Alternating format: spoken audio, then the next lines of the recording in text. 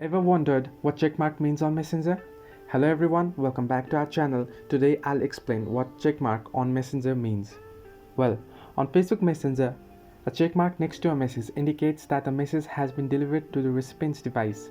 A gray checkmark means the message has been sent, while a filled in blue checkmark means the message has been delivered to the recipient's device. It's important to note that a checkmark only indicates that the message has been delivered to the recipient's device. Here you can see that there is a blue filled checkmark. This filled in checkmark indicates that the recipient's device has already received the message, but the user or the recipient has yet not opened it or read the text.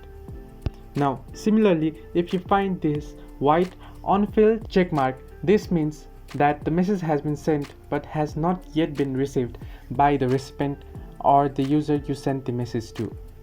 Now, if the recipient has already opened the message and read it, you will get a profile icon on the side of the text instead of a checkmark, as you can see on the screen. Hope this video was useful. Hope you liked the video. Like and subscribe, and do not forget to leave a comment down below.